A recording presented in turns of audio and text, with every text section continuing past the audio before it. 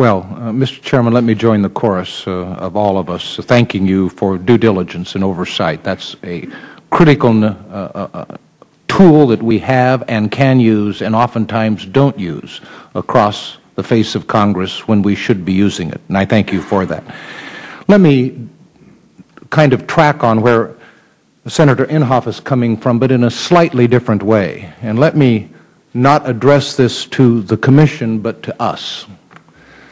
Fellow Senators, let me approach this by saying, where is the outrage? Listen to me. Where is the outrage? Senator Casey has said no security threat took place. But there should be an outrage that people who were prepared and ready and alert to go out and at moment's notice were asleep.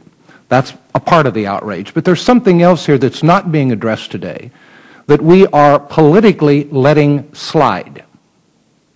By June, Greg Jasko, if we don't act, his term will expire, and there will be 2 commissioners left in a 5-commission body.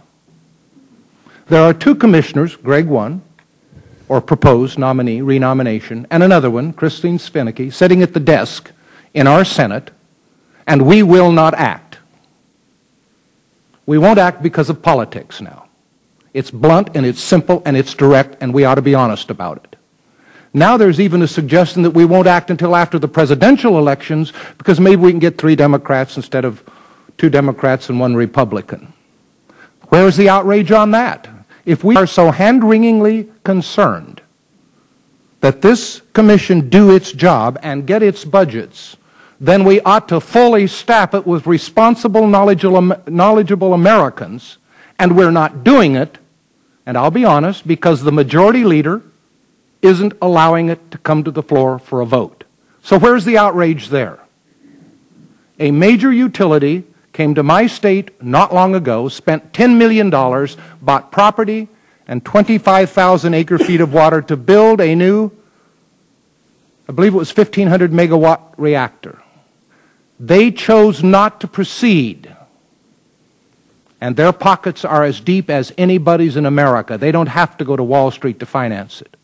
And the reason they chose not to proceed was the uncertainty of licensing over a 5 or 6 year period of time, because time was critical to them.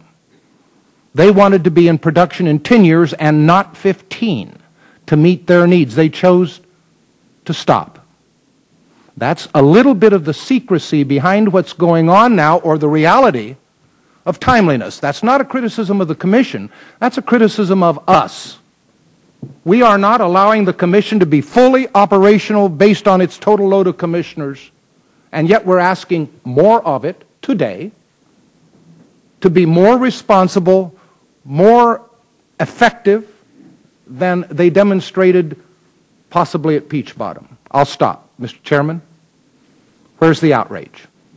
We're quietly letting politics dictate to us a commission unfilled, at a time when we are speaking glowingly about nuclear renaissance, 30-plus reactors on the drawing boards, the need for 103 and 115,000 new megawatts of power by a given time to keep our climate and our globe from warming.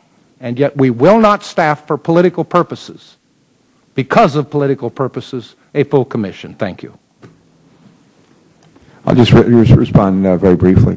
As chairman of the subcommittee responsible for oversight, I have no interest in seeing this commission trying to operate with 2 members. It's not good for them, and even more, it's not good for our country. And we just need to work together to make sure that when Commissioner Yatsko's term is going to expire, he'll be in a position to be reconfirmed and have at least 1 person to join him, maybe 2. Thank you. He is in position right now. All we have to do is have 1 vote on the floor of the United States Senate, and it would happen tomorrow. I understand. 2 new commissioners.